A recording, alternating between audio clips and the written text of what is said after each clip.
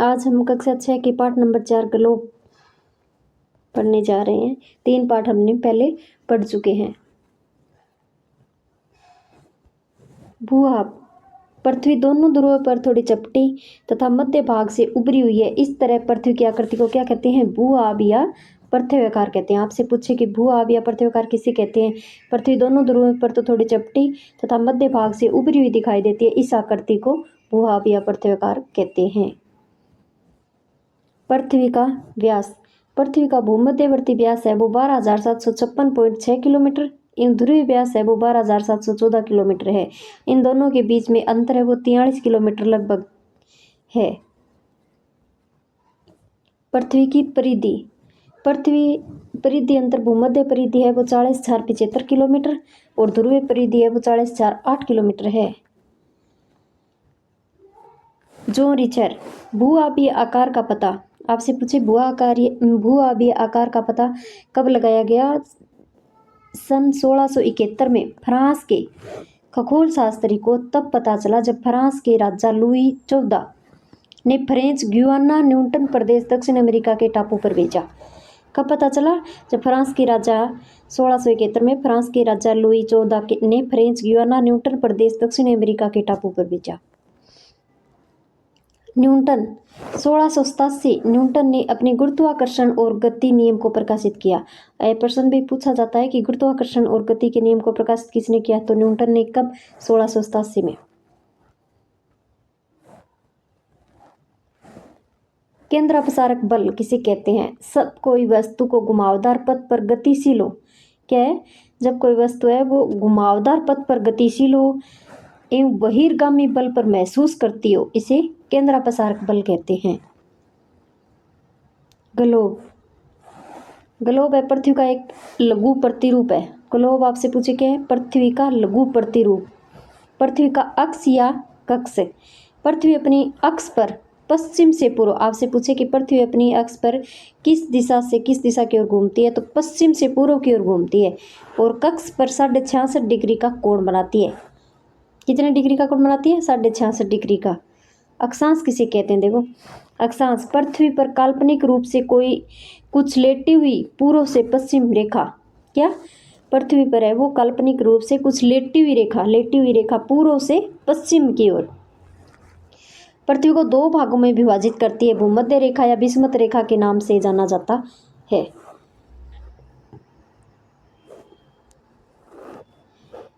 विषुवत रेखा के उत्तर में स्थित भाग को उत्तरी गोलार्ध। विषुवत रेखा है उसके उत्तर में स्थित भाग को उत्तरी गोलार्ध तथा दक्षिण में स्थित भाग को क्या कहते हैं? दक्षिणी गोलार्ध कहा जाता है। कुल अक्षांश आपसे पूछें तो 180।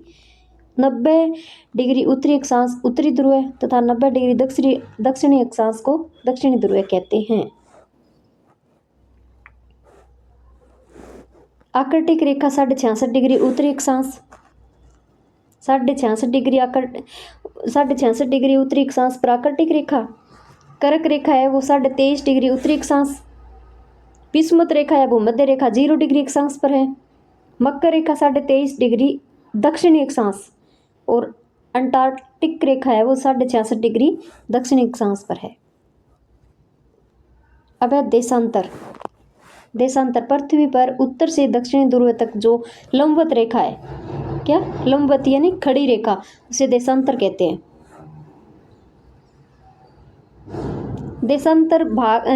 देशांतर के मध्य भाग को 0 डिग्री देशांतर कहते हैं, यानी ग्रीनविच या मानक रेखा।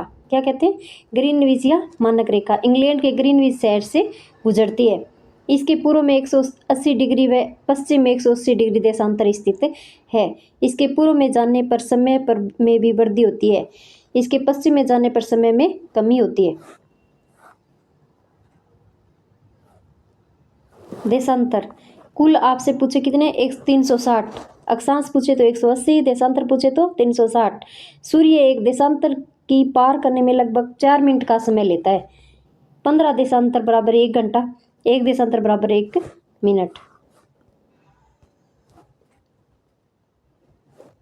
स्थानीय समय किसी स्थान को सूर्य की स्थिति से ज्ञात किया गया समय उस स्थान को स्थानीय समय कहते हैं।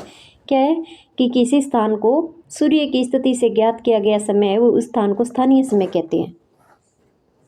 प्रमाणिक समय।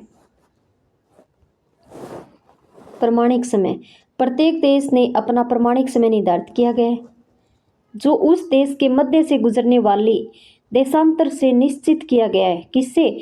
उस देश के मध्य से गुजरने वाले देशांतर से निश्चित किया गया है। इस रेखा पर स्थित होने वाले समय को क्या कहते हैं?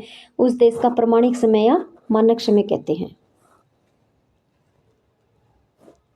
भारत का मानक समय आपसे पूछे, भारत का मानक समय 82.5 डिग्री पूर्व देशांतर से निर्धारित किया गया है जो उत्तर प्रदेश के इलाहाबाद के नैनी के निकट से गुजरता है। क्या है? भारत का मानक समय आपसे पूछे तो 82.5 डिग्री पूर्व देशांतर से निर्धारित किया गया है जो उत्तर प्रदेश के इलाहाबाद के नैनी के निकट से गुजरता है। यह ग्रीनविच रेखा के 82.5 डिग्री पूर्व में स्थित है। इसके लिए भारत के समय को 5.5 घंटा प्लस किया जाता है।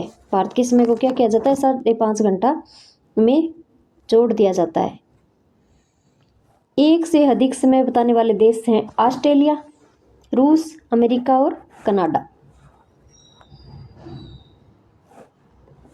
तिथि रेखा 180 पूर्वी देशांतर व 180 पश्चिमी देशांतर की रेखा एक ही होती है जिसे हम एक रेखा को अंतर्राष्ट्रीय तिथि रेखा कहते हैं। अंतर्राष्ट्रीय तिथि रेखा 180 पूर्वी देशांतर व 180 पश्चिमी देशांतर की रेखा एक ही होती है जिसे हम अंतर्राष्ट्रीय तिथि रेखा कहते हैं। इस रेखा से नई तिथि की शुरुआत मानी जाती है। 0 से 180 पूर्व देशांतर में समय आगे रहता है व 0 डिग्री से 180 डिग्री पश्चिम देशांतर में समय पीछे रहता है। क्या है कि 0 डिग्री से 180 पूर्वी देशांतर में समय आगे रहता है, 0 डिग्री से 180 डिग्री पश्चिम देशांतर में समय पीछे रहता है। पृथ्वी की गतियाँ हैं वो दैनिक या घूर्णन गति, वार्षिक या परिक्रमण गति। दैनिक गति को घूर्णन गति कहते हैं, वार्षिक या परिक्रमण गति। पृथ्वी की गतियाँ देखो, दैनिक या घूर्णन गति है वो पृथ्वी को अपनी अक्ष पर घूमना 24 घंटे में एक चक्कर पूरा करती है पृथ्वी।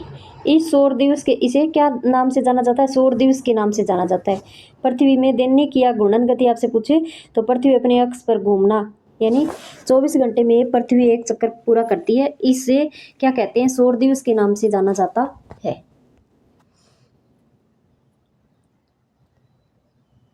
वार्षिक या परिक्रमण गति पृथ्वी की, वार्षिक या परिक्रमण गति। पृथ्वी सूर्य का एक चक्कर लगाना 365 दिन 6 घंटे में पूरा करती है।